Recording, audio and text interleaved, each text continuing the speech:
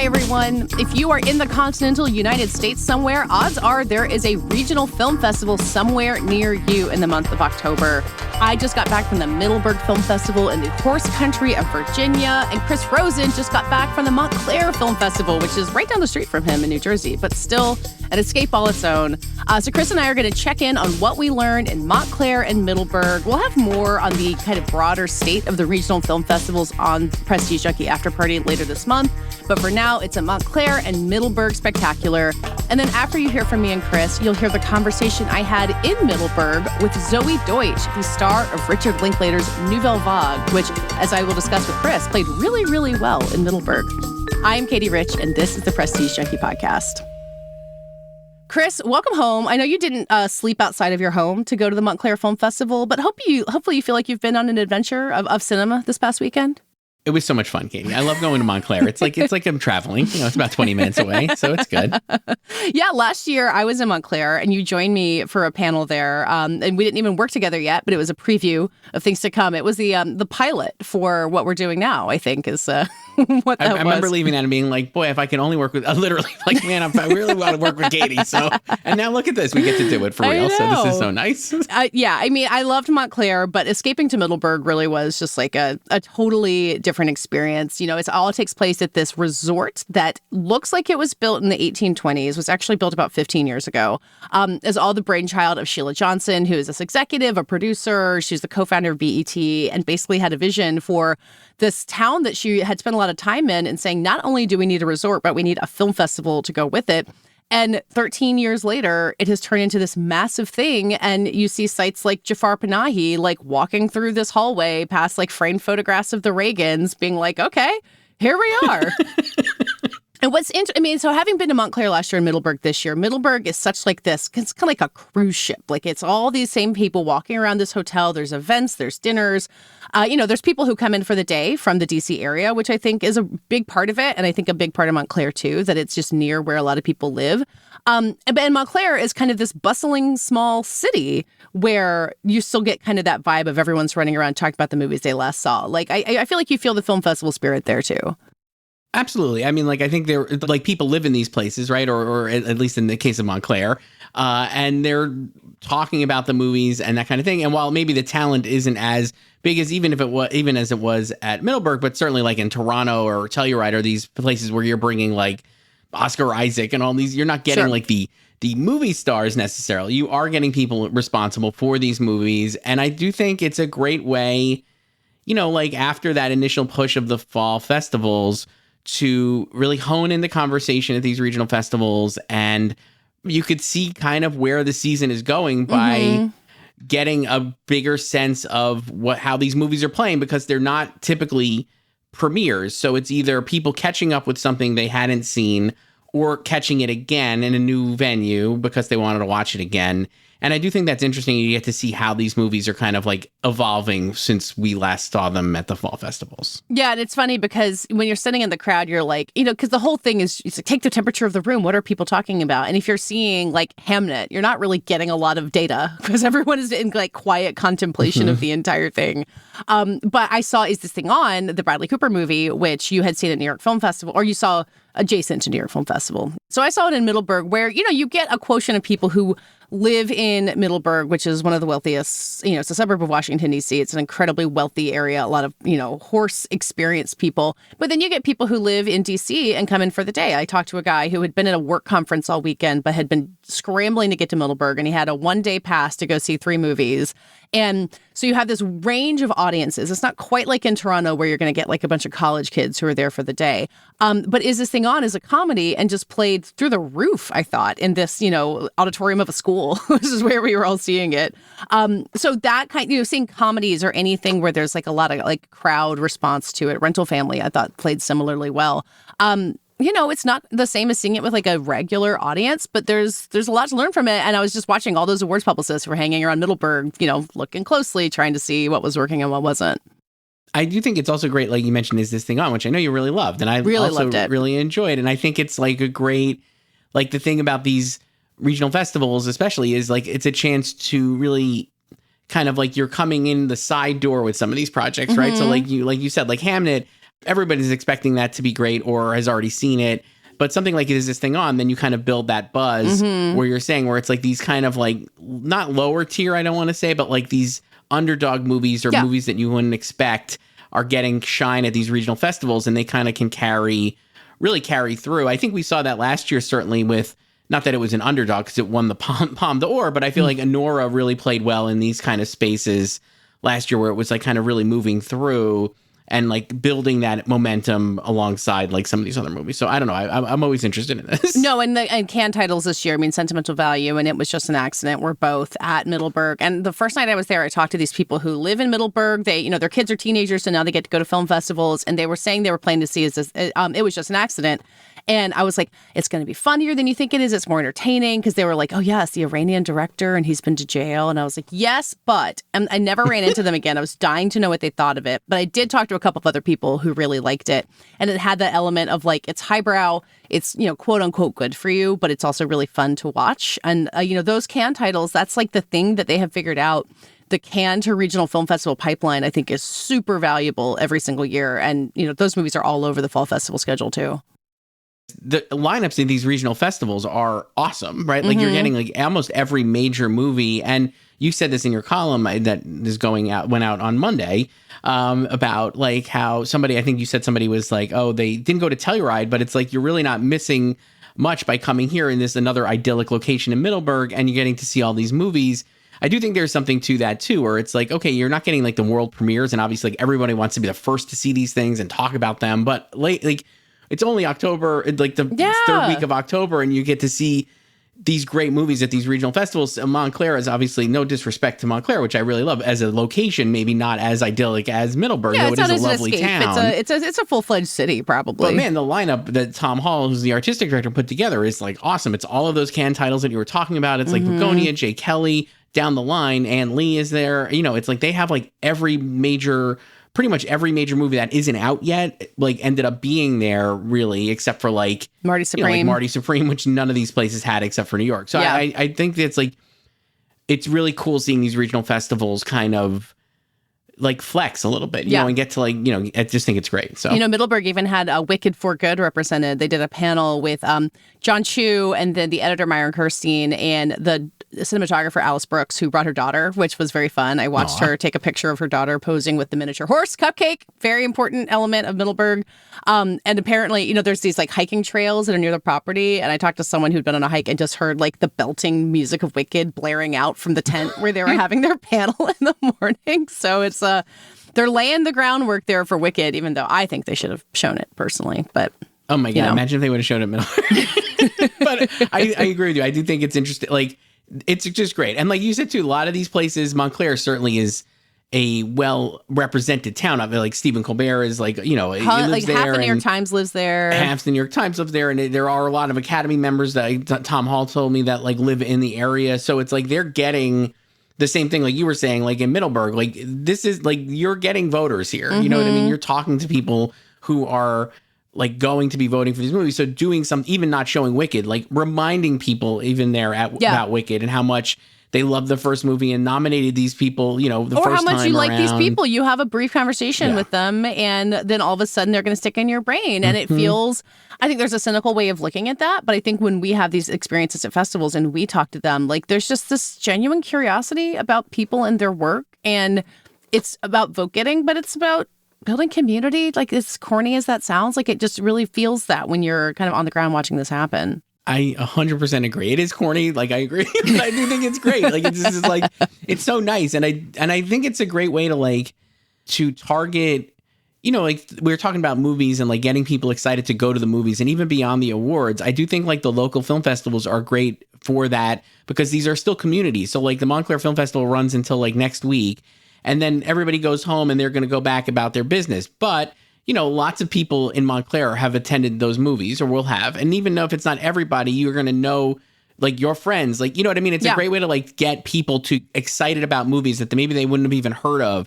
So it's like kind of like a fantasy straw man. But I'm like, you could imagine somebody being like, wow, I did see It Was Just an Accident in Montclair and I'm taking my kid to school. And I'm talking to like drop off people, like, what I mean? You're just like getting that word of mouth out there. I cannot stress how I think that's so important to the lifeblood of movies and keeping this going. Yeah. And I just think that's like really cool beyond like, oh, I saw like the Gabby's Dollhouse movie this weekend or whatever, I like haven't that seen kind it. of thing. I got to get there. I mean, here's the thing that blew me away, and this is maybe revealing my own biases. So obviously there's a lot of press there, and I'm like, they're talking to like our fellow awards pundits. They're all over the place, and the secret is that everyone just like chit-chatting with each other, and the rivalries, as far as I can tell, aren't real. So I went to this event that Clayton Davis and Jazz 10K of Variety hold every year. I think they've both been going to Middleburg for like 10 years. So I'm not going to hold it against them too much of how nice it was, although I did send you a picture of like Clayton and Jazz sit in leather chairs in front of a fireplace and have this huge crowd come and watch them talk about the Oscars. Like, we can do this, Chris. We can. But so they did a trivia round at the very end. And this room is, there were a couple of people who were like, independent Oscar pundits who'd like come up with Clayton doing like award circuit way back in the day, or like people who were on Gold Derby. Like, we've run into them before.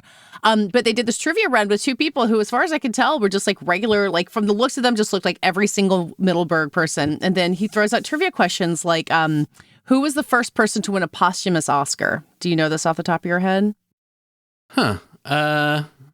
I want to say Peter Finch, but it can't be right. So who is it? It is right. But so this guy's saying, they're being like, I'm just trying to get the name. It's Network. He beat Sylvester Stallone. And then everyone kind of looks at him being like, dude, we're giving it to you. Like, that is not an easy question. And these people were just nailing it. Like the way, that's awesome. The range of cinephiles that were at Middleburg was something that I really took away with me. And there were like, again, younger people who had just come in for the day.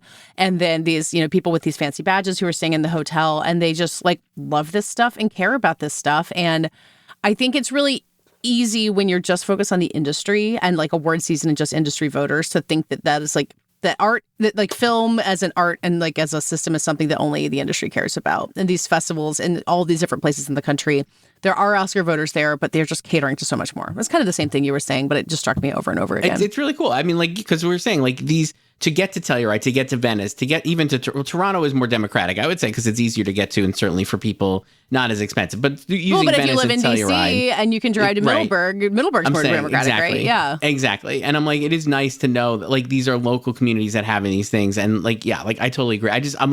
I'm way in on the regional film festivals. I think they're like the lifeblood of this season, kind of a little bit, because you really can reach these people and they really, you can see what movies are going to play well throughout. Yeah. And I think that's interesting. So you and I both did some panels and talked to some people. People will hear Zoey Deutch after this, obviously. I also moderated a Q&A with Nina Haas after a screening of Hedda, which was a blast. She's the coolest person in the world.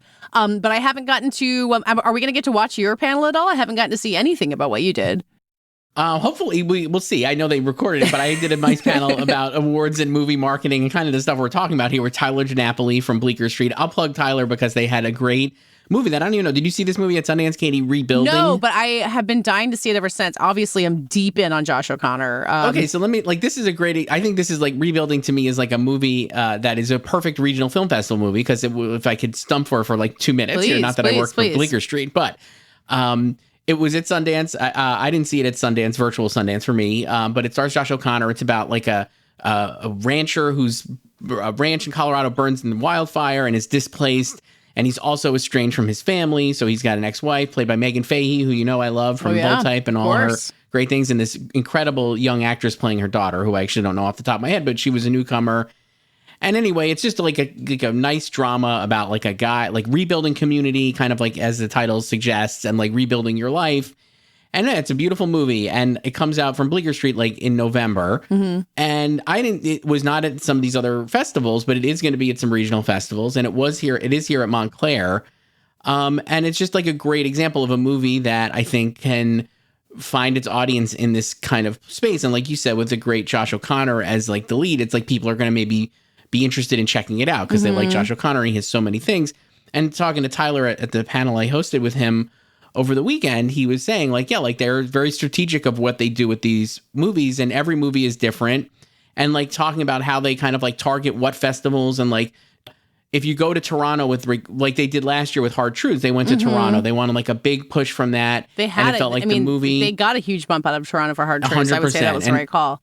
And it was like, he was like, we knew that was going to happen, and like kind of like we could guide it through. And while it didn't get an Oscar nomination for Marianne Jean-Baptiste, which we talked about, like extenuating circumstances, I feel like played into that, because like we said, like that was the first year. This year was the first year in 45 years that like all the best actresses came from Best Picture nominees. And so like that was just like a tough beat, because I think maybe in a different year, Marianne Jean-Baptiste would have definitely gotten in, especially if like the Best Pictures didn't have a strong Best Actress. But whatever, we don't need to like relitigate Marianne Jean-Baptiste's no, I'll be snub. mad about it forever. So whatever. But like he was saying, like with this movie, like if they went to Toronto, maybe it's just another title in Toronto and it's a small movie and it could get really lost. But bringing it to these regional festivals where it has like an element of new because maybe people don't know about the movie, you know, you have a great way to build word of mouth. And I don't imagine we didn't talk about this, but I would imagine Tyler's not expecting Rebuilding to be like kind of an award sensation like Hard Truths was, which really carried through. But at the same time, I do think it's like interesting talking about the strategy of how they do this. And like, I think a movie like Rebuilding is very well served by being in a regional film festival and maybe ends up like getting some regional critics awards and stuff like that. Yeah. And I do think that's like interesting. Rebuilding was at Middleburg as well. I was just checking the calendar to see it and I did not get to see it. I was talking to Chloe Zhao at that moment. So, the choices had to be made. Tyler will be fine with that, I think. But I think on Train Dreams, I think it's a little bit more of an awards contender than we're talking about. It's a Netflix release, but I feel like that played really well at Middleburg and it was a similar thing. I mean, it was a Toronto as well. You know, Netflix has the money to throw at these things. But, they had a dinner where Clint Bentley and Joel Edgerton came and sat down with some press. And it was another one of those titles that people finally caught up with. I brought my husband with me. I made him go see Train Dreams. He loved it. That was a very fun thing to just kind of like assign someone to go see movies I'd already seen and then report back to me. It was a good time. So yeah, those smaller movies is exactly what you're talking about. And I do think Train Dreams as an example is like, of what we're talking about here, maybe with bigger aspirations, I think that is a great example of a movie that will play incredibly well at these regional festivals. And kind of like you said, like doing Joel Edgerton is like pounding the pavement, like he's been all over, and that will go a long way to getting that into the conversation. And whether, like I was talking about this, like it's not always a zero. Like in sports, it's a zero-sum game. You win or you lose, right? And here, I'm like, it's not always a zero. Like even if Train Dreams doesn't like if this is becoming a success for Train Dreams, right? Like it was a great, like they're doing it, and whether it gets like a lot of Oscar nominations or just one or none, it's going to show up in all these places. It's going to, it's going to be like a Gotham Awards nominee in the future, probably, or like, a lot of critics groups will be embracing this movie, and it's carried through. And that's really what you want here in these movies, like to support the movies that are worth supporting. And Train Dreams, like a smaller title in the Netflix space, but like really playing well here in these regional Can fests. we do like a little Netflix punditry sidebar here? Because the thing that I felt like I noticed all weekend, and not just within Middleburg, but just like reading the reviews, Frankenstein's out in theaters now, is that Frankenstein is like ascendant right now. Are you getting this feeling as well?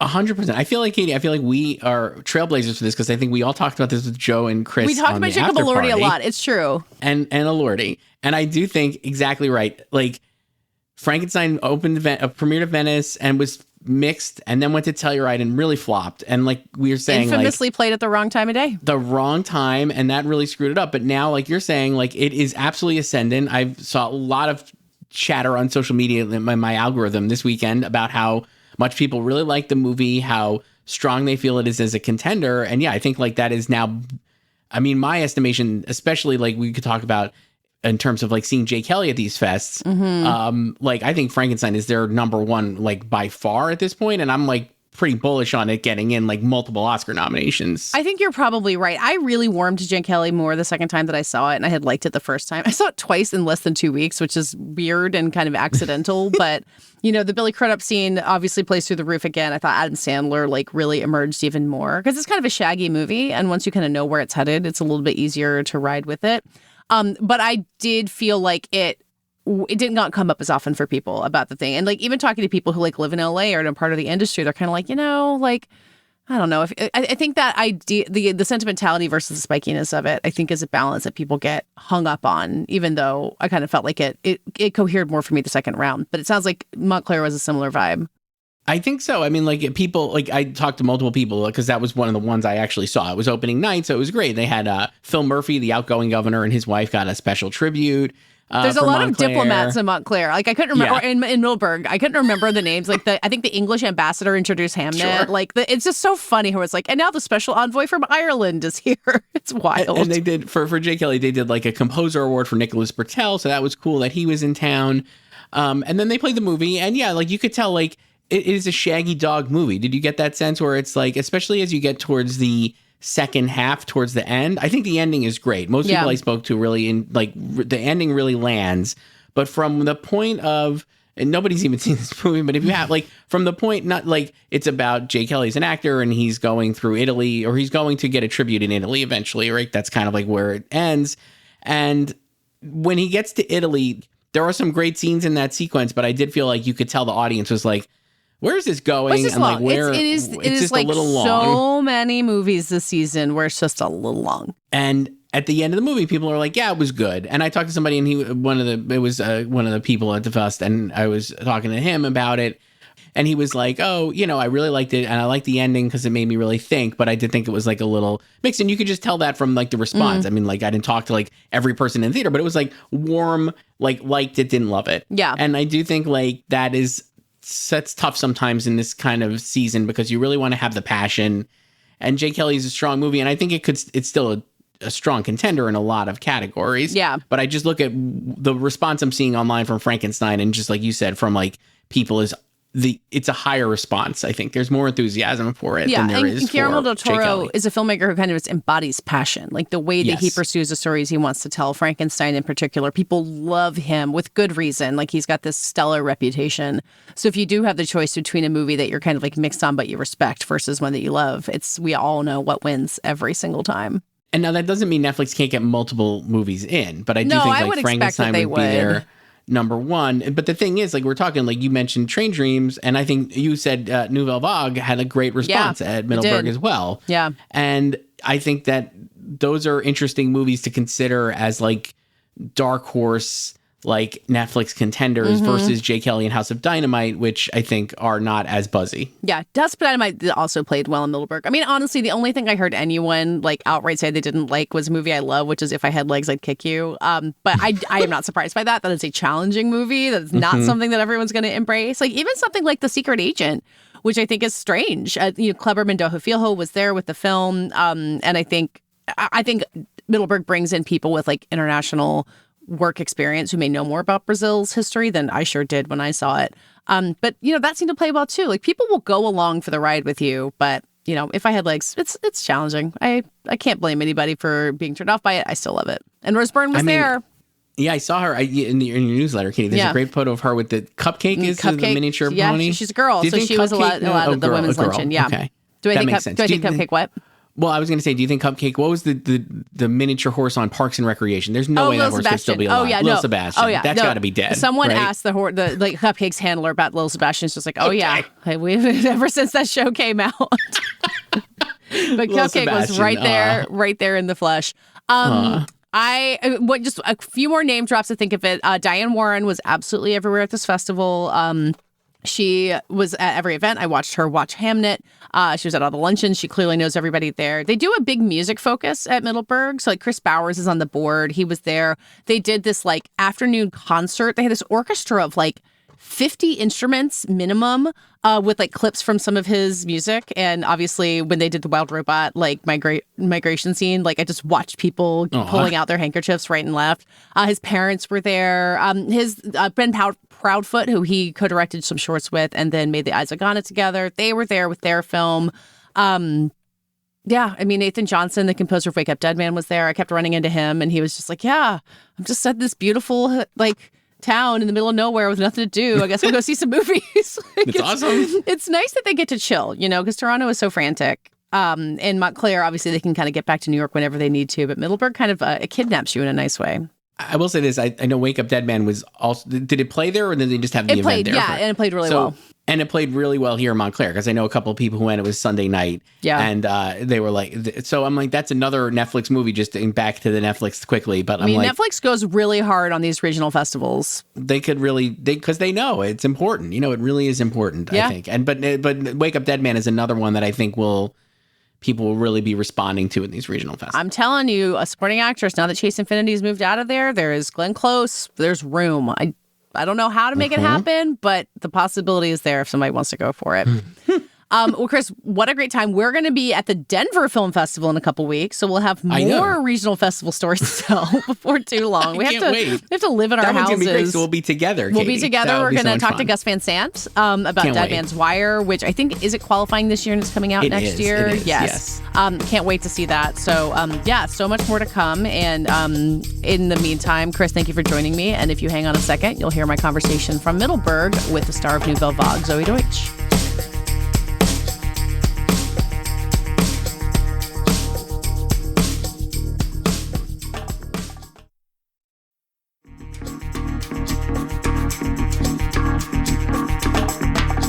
So now let's hear the conversation I had live in front of an audience at the Middleburg Film Festival with Zoey Deutch, who is the star of the Richard Linklater film Nouvelle Vague. In the film, Zoey plays cinema icon Jean Seberg, who made just her third film with Jean-Luc Godard, heading over to France to make what would become the French New Wave classic Breathless. But as you see in the movie, nobody knew that they were making a classic, much less Jean, who is American and dealing with all of these wild French people making this movie in a completely unconventional way. But it's a pretty captivating experience. If you've seen a Richard Linklater movie that's kind of a hangout and is about people who you wish you were spending time with, Nouvelle Vague is very much in that vein, even though it's about straight-up geniuses making one of the best movies ever made. It was fun to talk to Zoey about how long it's been since Richard Linklater first asked her to play Jean Seberg. It was way back on the set of their first movie together, Everybody Wants Some. And then how she's been building her career since breaking out in that movie and with the rom-com Set It Up, and the choices she's been making, how being in Our Town on Broadway really affected her, and the kind of spirit that Nouvelle Vague captures that she feels as well, working as a producer and star on some other films that she's been working on. She was a delight. The crowd loved her, as I think you can hear in the audio. And her performance as Jean Seberg really is a revelation, even from an actress who we've seen a lot of really interesting work from over the past decade. You can hear all of that and more in my conversation with Nouvelle Vague's Zoey Deutch, live from the Middleburg Film Festival. Hello, thank you for being here. Thank you for having me. You did get outside in the beautiful sunshine before we got here, I think, so. I did. I explored. I looked at that giant chessboard and was reminded, I don't remember how to play. Ooh, now's the time. I think after this you should go and remember how to play chess. But it's absolutely stunning outside. This is such a lovely film that is so much about, I mean, a lot of things is about history, it's about these really great figures, but about this like really beautiful spirit of filmmaking. And Richard Linklater, I think anyone who has seen his films and worked with him as you have, kind of know that he really embodies that, not just in watching his films, but in working with him. And as far as I know, the origin of this for the two of you is on the set of a different Linklater film, on Everybody Wants Some, where he basically said, hey, in a couple of years, you're going to have to cut your hair and play Jean Seberg. And kind of kept you on hold till then. So how did that story, how does that story go for you? Yeah, we had worked together on Everybody Wants Some over 10 years ago, and very casually in passing, he said, I want you to play Jean Seberg in a movie that I'm making about Breathless. But it was just that, and I didn't hear anything about it for another couple years. I honestly thought I had maybe made it up. Until somebody 5 years later said, hey, I bumped into Richard Linklater. He said you're playing Jean Seberg. And I said, I am? Throughout the following years, I kept just bugging him. And I was like, are you going to recast me? Which actresses are you speaking to? Somehow, some way, it came to fruition. And he stayed true to his word. But he likes to remind me, he goes, the clock was ticking, Zoey. I mean, if I waited another year, you'd be too old. I'm like, thank you, Rick. I know. I'm 30, and in actress years, that's not 30. You're basically retiring. yeah, exactly. Well, because that film was so early for you in your career. And, Breathless, I think, captures so well what it's like to not just be making a film, but to be kind of doing it for the first time and kind of figuring it out. So, I want to talk about making this film, but was that spirit there on Everybody Wants Some, or even just anything you were working on young, of saying like, okay, let's see how this goes and see what we can do? Well, I think what's so magical and cool about this film is Richard Linklater's methodology and the way he makes films. It couldn't be more different than the way that Godard made this film. But I think in spirit, they share a common thread of authenticity, of making something that you have to make for you, not for anybody else. And the miracle that when you really do that as an artist, it resonates with other people. It's when you're making something for other people and you're like, they're gonna like that it reeks of inauthenticity. And both of them have that thread. And I think when you are an artist, like I'm repeating myself, but when you're that kind of artist, it always feels like the beginning in a new film, because you're trying something new and doing something different. I'll never forget Ethan Hawke, when I saw him in Telluride.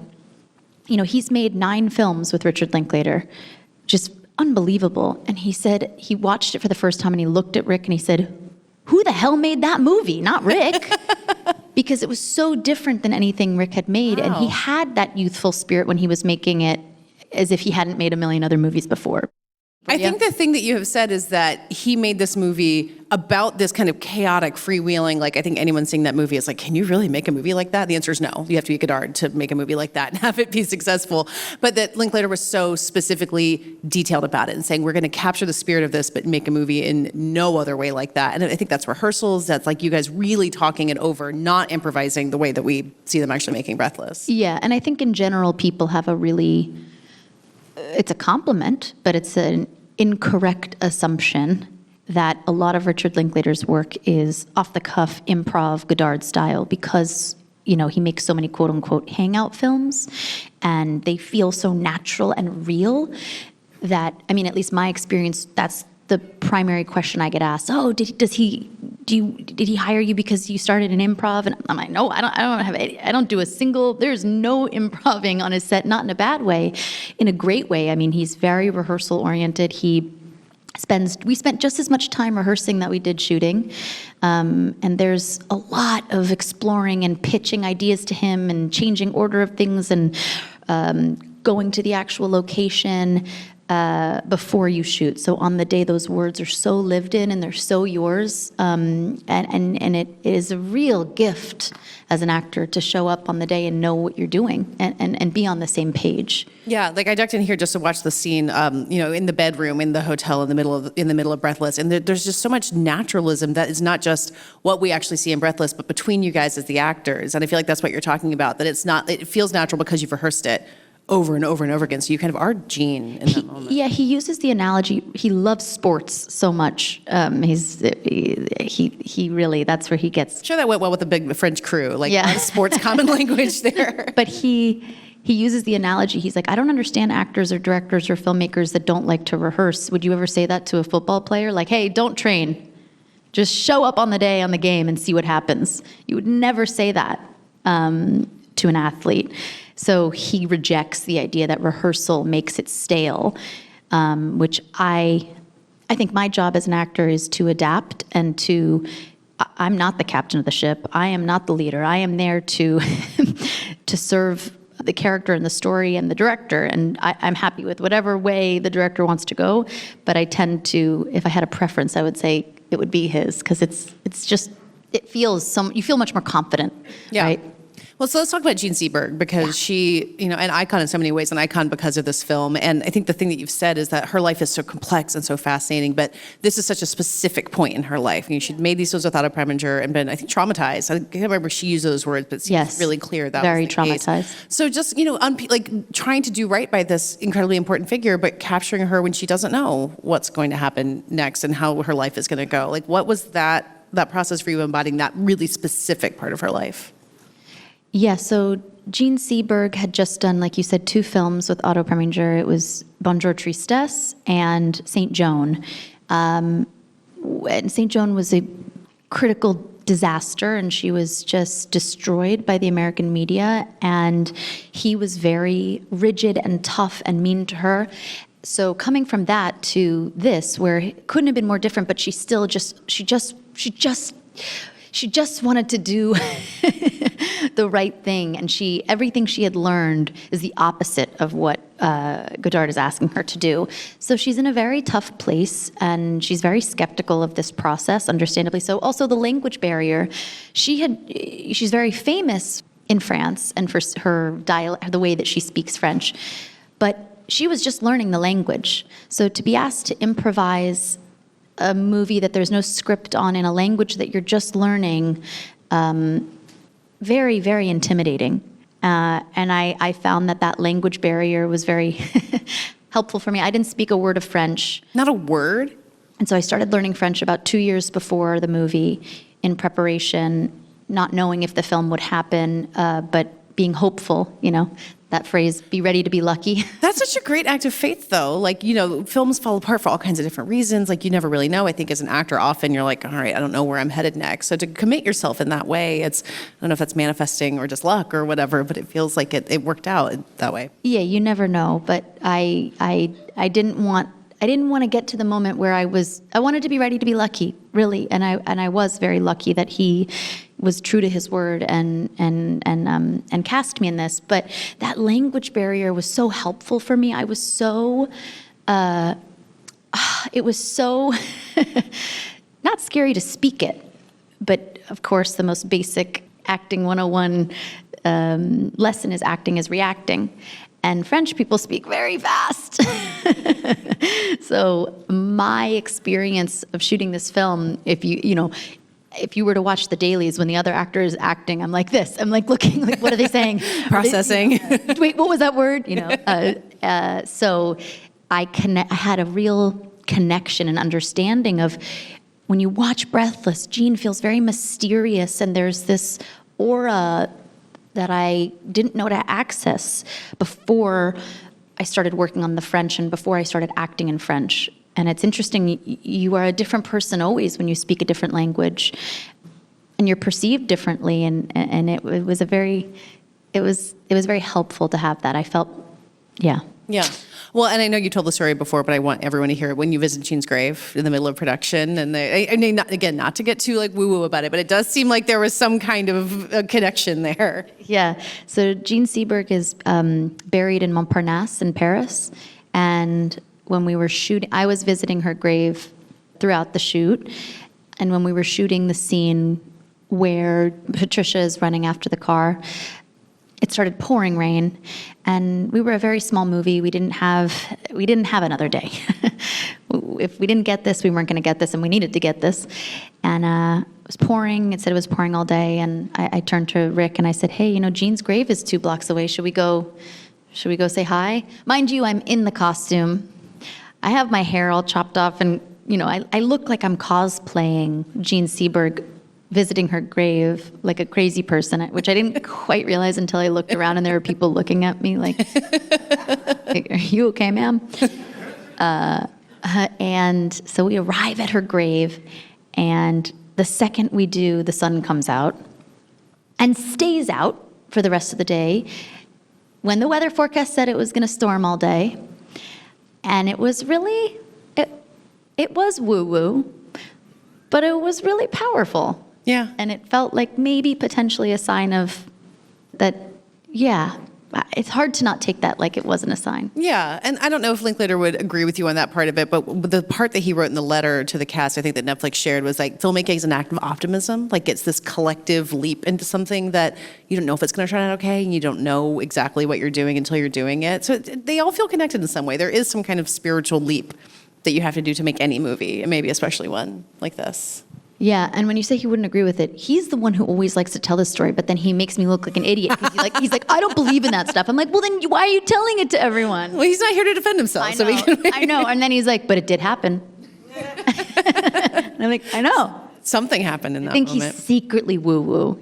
What if I found he's actually into crystals and you're going to bring it out in him and teach him how to do it. So and tell me if I'm misquoting you, but I feel like you talked about this role as kind of the culmination of this period you had where you make everybody want some, and there's this thing when you're a woman in your 20s where it's like, well, you can be cute and beautiful in a movie that doesn't give you a chance to do much, and you felt this impulse to really run away from that and go in the opposite direction. And now coming here and feel like being able to be Jean and be this real person, but be light and be funny. Like, I wonder if this feels like a pivot point for you, or this maybe combined with being on Our Town on Broadway, also a huge leap into the unknown. Like, where do you feel like you're at having done this? What can you move on to now that you might not have been able to do if you hadn't made Nouvelle Vague? I don't know what comes next, but I certainly it was an awesome opportunity to check in with myself, having worked with him at 19 and then 29 or 30 or whatever, and his ways are the same, but I'm a completely different person and a completely different artist, and really be able to identify what those changes are. And I do feel personally like I am in a different chapter. You know, they like, speaking of woo, Saturn return. That's right. Did you feel like that? Oh, yeah. You get that 28, 29 period. Everything shifts. Yeah, it really does. So I'm super excited and I feel very inspired. It's cool when you do something for a long time and then all of a sudden it feels brand new to you. You know, it's like I love listening to podcasts about relationships or Esther Perel or whatever, and people that have been married for 40 years and they're like, all of a sudden they wake up and they're like, look over and they're like, I love you. You know? There's that essence of that feeling for me where after 17 years, I have this deeper obsession, love of the craft of cinema, of what I get to do, and I'm really grateful. Well, and you're also doing a lot of work as a producer as well. You've got a couple films out just this year that you've produced as well. So it's like you're able to kind of approach it from different angles. Like you came into it as an actor, but does the love of it increase? And you say, you know, you get to see a different part of how movies are made. Yeah, and the reason I became a producer was not because I wanted to do more work. It was because I wasn't getting opportunities or good parts or a chance to audition for things that felt right. So I started to produce out of necessity, honestly, and I really did. I fell in love with it, and it's been such a cool, different window into this job. It's made me a much better actor, I hope, and you stop taking things personally, like from an audition perspective, or, you know, when you're like, why didn't I get that part? Because when you're on the other side, you're like, no, wrong, next. I'm surprised by how cutthroat I am, actually. And presumably you learn over and over again the fact that it's a miracle that any movie gets made. Yes. And we're all lucky to be able to see anything on a big screen. Yes, and this film is such a reminder to me of how cool it is and how special it is that we get to make art. And I think it's very optimistic. It's a challenging time in so many ways, and there's a lot to be upset about and complain about. But I'm cautiously optimistic. I'm radically optimistic about art and about what we can do, and why not try to be optimistic about it? And you know, this was a crazy movie to make. Breathless was a crazy movie to make. So I hope this inspires artists and filmmakers to go out there and make something that's crazy to make, you know, in their way, not in Godard's way, not in Richard Linklater's way, in their way. Yeah, you never know when you'll make the movie that changes everything, which is what Breathless was. That's a good line. You can put that on the poster if you want to. Wait a minute, that's a really good line.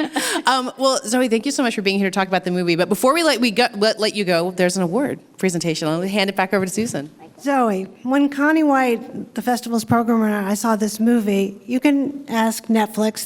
They'll tell you, we just fell in love with you, and we couldn't think of a better. Do you agree? I don't know, the word that just kept coming to my mind over and over as I watched your performance was luminous, just luminous. And that feels like a French word, kind of, you know. Yeah, luminaire. So we're so honored to have you here, and we're so pleased to present you with this year's Breakthrough Actor Award, and we look forward to seeing you in so much more. Thanks so much.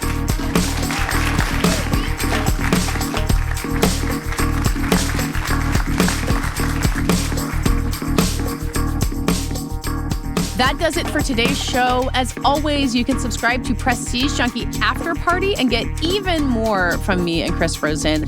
This week on Wednesday, October 22nd, 9 p.m. Eastern, 6 p.m. Pacific, we're going to be going live on Substack to watch together Something's Gotta Give, the Nancy Meyers classic that was the final Oscar nomination for the recently departed genius Diane Keaton. Please join us there. If you're a paid After Party subscriber, you can watch the replay. but it will be open to everybody as we do it live. After Party also has so much more on there. We really hope you join us there. Just $5 a month. It's a great time. This episode was edited by Brett Fuchs and produced by Brett Fuchs and me. Our theme music is by Dave Gonzalez. Thanks, as always, to my co-host and co-conspirator, Chris Rosen. You can subscribe to the Prestige Junkie newsletter at theankler.com and to this podcast on Apple, Spotify, or wherever you get your podcasts. We will see you next week.